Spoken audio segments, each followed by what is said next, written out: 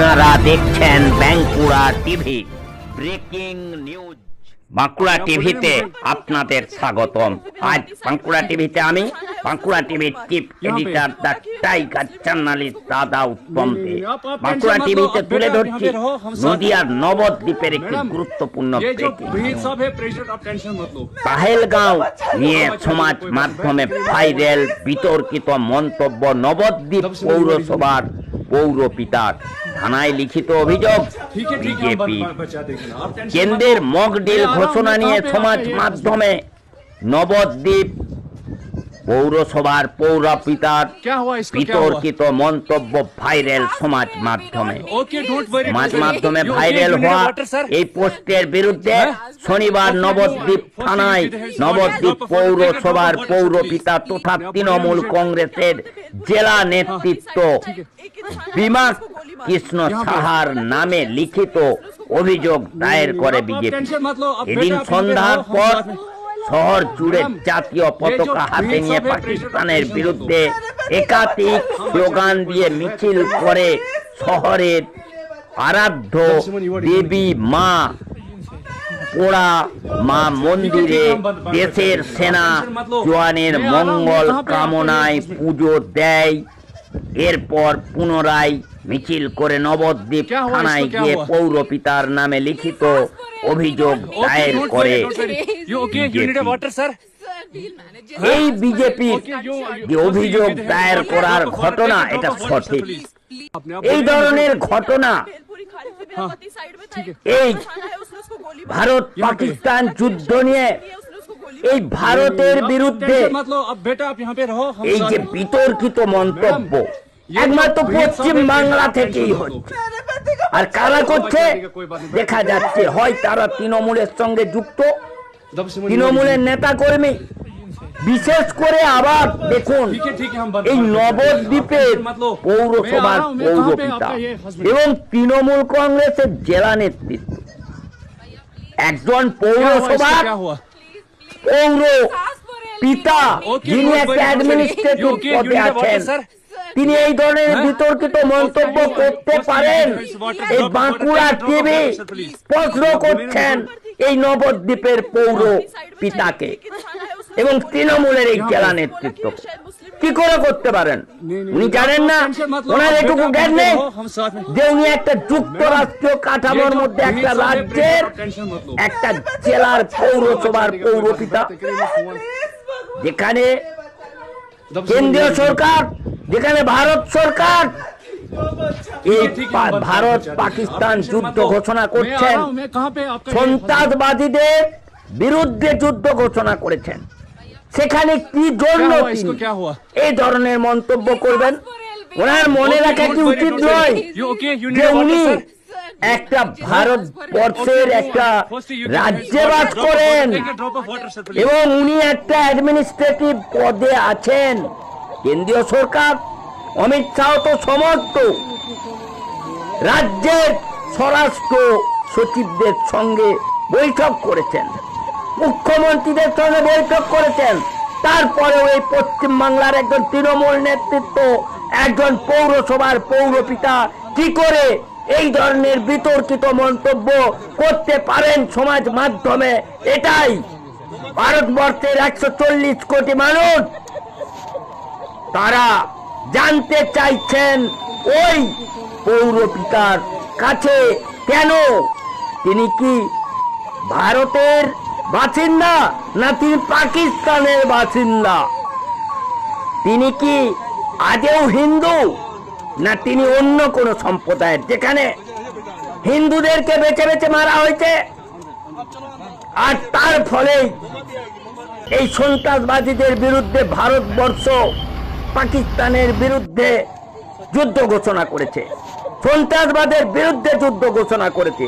তাহলে একজন পৌরসভার পৌরপিতা হয়ে, একজন ভারতবর্ষের নাগরিক হয়ে, একজন তৃণমূল কংগ্রেসের নেতৃত্ব হয়ে যিনি একটা যুক্তরাষ্ট্রীয় কাঠামোর মধ্যে বাস করেন, তিনি দেশ বিরোধী মন্তব্য কিভাবে করতে পারেন? ওনাকে ইমিডিয়েট পুলিশের উচিত গ্রেপ্তার করা। উনি পৌর প্রধানই হন আর তৃণমূল নেতৃত্বই হন। এইভাবেই এই পশ্চিম বাংলা থেকে এই বিতর্কিত মন্তব্য বারবার উঠে আসবে কেন? পশ্চিম বাংলার যিনি স্বরাষ্ট্র সচিব আছেন তিনি কি জানেন না? ওনার সঙ্গে তো অমিত শাহ বৈঠক করেছেন, তারপরেও কেন এই ধরনের মন্তব্য ওনার বিরুদ্ধে? শুধু ফায়ার করলে হবে না, ওনাকে গ্রেপ্তার করতে হবে ইমিডিয়েট।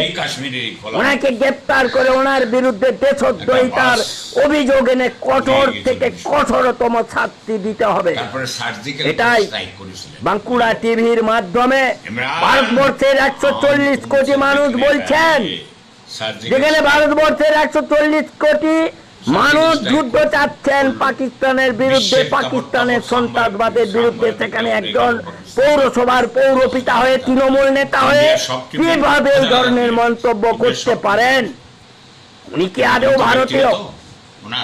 আর যদি ভারতীয় না হয়ে থাকেন উনি আগে স্বীকার করুন।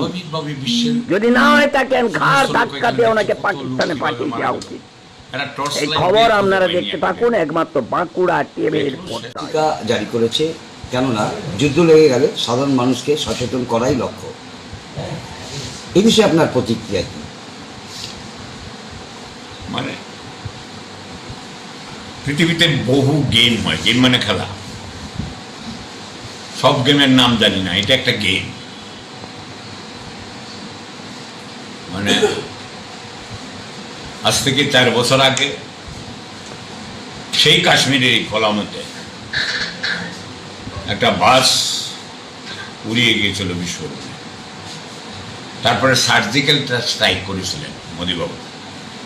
इमरान हम तुमसे देखने का लिए সার্জিক্যাল স্ট্রাইক হোগা। সার্জিক্যাল স্ট্রাইক করলো, বিশ্বের তাবর তাবর সাংবাদিকরা উড়ে গেল পাকিস্তানে, কত হাজার হাজার, ইন্ডিয়ার সব টিভি হাজার হাজার মেরে ফেলছে, ইন্ডিয়ার সব টিভি করেছে। টিভিগুলি তো ব্যক্তিগত ওনার, বলছি স্বাভাবিকভাবে বিশ্বের সমস্ত লোক এখানে দেখছে কত লোক কিভাবে মারা গেল। এরা টর্চ লাইট দিয়ে খুঁজে পায়নি একটা ডেড বডি, দেখলো শেষ প্রান্তে পর্বতের এক প্রান্তে পড়ে আছে 2টা কবুতর মৃত অবস্থায়। এটা আপনাদের সকলেরই জানা। আবার এখন নিজেরাই মেরেছে। এই ভারতবর্ষের মানুষকে একটা তো দেখাতে হবে। আমার যেখানে সিকিউরিটির বলয় আছে সেখানে প্রবেশ করাকালীনই যুদ্ধ হবে, অ্যান্টিবডি প্রবেশ করাকালীনই যুদ্ধ হবে, যদি জোর করে ঢুকতে চায়। হলো না কেন যে যুদ্ধটা না হইয়া কেন ওই স্পটে গেল উগ্রপন্থীরা? এটা আমার প্রশ্ন। এখন এটা সবাই আমরা তো ভারতবাসী গণতন্ত্র প্রেমী, তো খুব বেশি গণতন্ত্র প্রেমী, আর ধর্মের সুশ্রুতিতে সব চলছে ভারতবর্ষ। তো এইটা সাধারণ লোক, রাষ্ট্রের নির্দেশ, রাষ্ট্রকে আমাদের ভালোবাসতেই হবে, রাষ্ট্রের স্বার্থে আমরা সব করব, নির্দেশও মানব, কিন্তু এটা একটা প্রহসন, পরিষ্কার নির্দ্বিধায় বলছি এটা প্রহসন। কারণ আজ পর্যন্ত ওই পালামে বিস্ফোরণের কোনো তদন্ত রিপোর্ট জনসাধারণ জানতে পারেনি। অধিকার আছে জনসাধারণের জানার, এতগুলি সৈন্য মারা গেল। তারপরে এটা আবার আরেকটা লীলা। এখন ব্যাপার হলো ওরা তো অনেক লীলা করে, রাম মন্দিরে কত লীলা করেছে, রাম মন্দিরে এখন কেউ যায় না। যত লীলাই করুক, মানে জগন্নাথ এসে পড়ছে মমতা ব্যানার্জির হাতে, তো ওরা কোনো ঠাকুর ধরে পারছে না। এখন যে কী করবে আগামী দিনে, আর তো সব তো প্রকাশ করে দিচ্ছি দিলীপ ঘোষ, আপনারা সাংবাদিকরা নিশ্চয়ই লক্ষ্য করবেন যে উনি ইনার পার্টির ব্যবস্থাগুলি কি সেটা প্রকাশিত, বিজেপির মুখে প্রকাশিত। আমার বলার অপেক্ষা রাখবে। বলছি মকডিলের বাস্তবতা বা প্রয়োজনীয়তা কতটুকু আছে বলে? মকডিল মানে কি? পূর্ব সাবধানতা। যদি বোম ফেলে আমি কি করে বাঁচবো, বাঁচবো, এগুলি একটা ভালো, মানে যুদ্ধ হবে এটা বোঝালো মানুষ। মকডিল করা মানে ইন্ডিকেট দিল যুদ্ধ কিন্তু হবে, পাকিস্তান থেকে যদি আক্রমণ করে আপনারা কিভাবে বাঁচবেন, এটা হলো আমি ওই মকডিলটাই বুঝলাম না যে সৈন্যরা উগ্রপন্থীরা ওইখানে ঢুকলো কি করে। এটার উত্তর দিক দেশবাসী গিয়ে প্রচন্ড সিকিউরিটি কাশ্মীরে অন্য এলাকার থেকে কয়েক মিটার অন্তর অন্তর একটা মানে পোস্ট থাকবে, সেই বলয় ভেদ করে ঢুকলো কি করে? তখনই তো তাদের সঙ্গে তাদের যুদ্ধ হবে, হলো না কেন? এটা কোন লীলা বুঝছো? অমিত শাহ তো একজন শ্রীকৃষ্ণ, এখন কি আবার কোন লীলা করছে এটা মকডিল করে রেখে দেবে।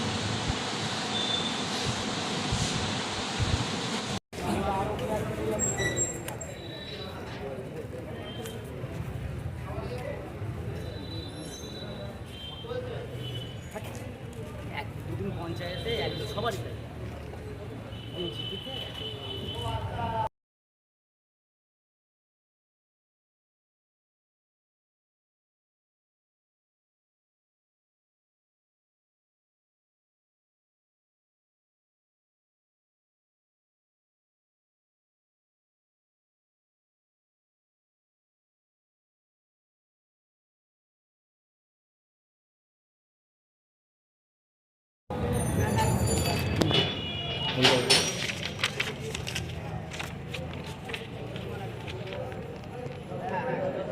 ও দীপঙ্কর এসে ঠিক আছে, সই করে দিচ্ছি।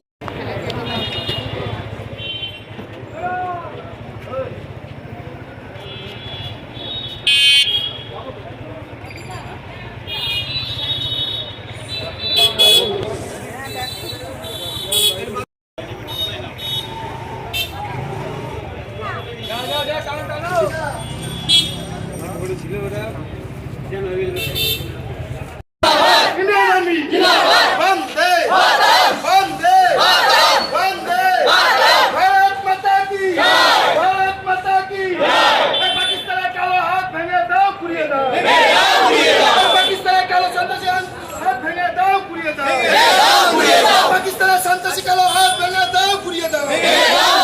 পাকিস্তানের কালো হাত ভেঙে দাও, ঘুরিয়ে দাও। ভারত মাতা কি, ভারত মাতা কি, ভারত মাতা কি।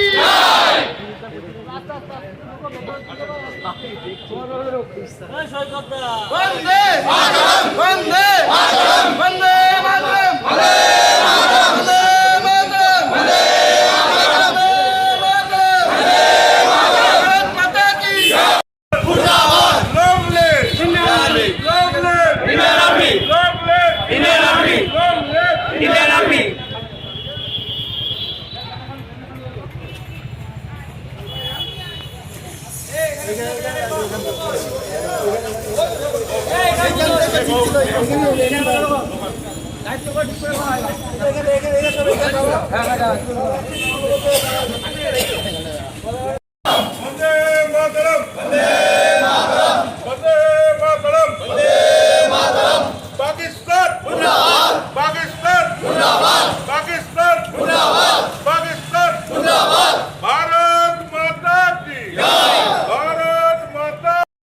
অপর্ণানন্দী মহাশয়, তিনি আজকে একটু দেরি করলেন। তারপরে আমরা থানায় যে আমরা এসেছি, সেখানে পৌরপতি যেভাবে আজকে দেশবিরোধী কুরুচিকর মন্তব্য করেছে ফেসবুকে, তারই বিরুদ্ধে আমরা প্রতিবাদ জানিয়ে আজকে আমরা একটা এফআইআর করেছি এবং সেখানে আমাদের ডকুমেন্ট সমেত আমরা জমা দিয়েছি এবং দ্রুত লড়াই থাকবে।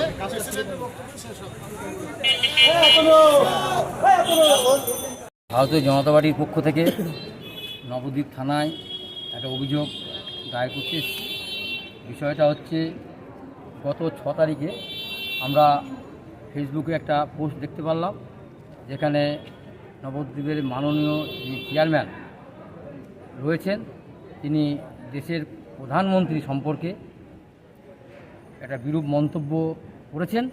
তাতে করে এখানে রাষ্ট্রের প্রতি একটা অবমাননার জায়গা দেখা যায় এবং আমাদের যে সেনারা রয়েছে, যারা দিনরাত পরিশ্রম করে তারা লড়াই করছে, তাদের মনোবল ভেঙে দেওয়ার যে একটা প্রয়াস চালানো হয়েছিল নবদ্বীপের পৌরপতি বিমান কৃষ্ণ সাহার বক্তব্যের মধ্যে দিয়ে, তারই বিরুদ্ধে আমরা আজকে নবদ্বীপ থানায় এসেছি। ভারতীয় জনতা পার্টির পক্ষ থেকে আমরা একটা অভিযোগ দায়ের করে গেলাম এবং আমরা আগামী দিনে যাতে উনি দৃষ্টান্তমূলক শাস্তি পান তার জন্য আমরা আগামীতে যা যা করণীয় সেটা আমরা করব। থানা থেকে অভিযোগপত্র নিয়েছে? হ্যাঁ, অভিযোগপত্র নিয়েছেন এবং উনি আমাকে রিসিভ করেও দিয়েছেন। আপনার নাম? আমার নাম শশধর নন্দী, আমি নবদ্বীপ বিধানসভার কনভেনার।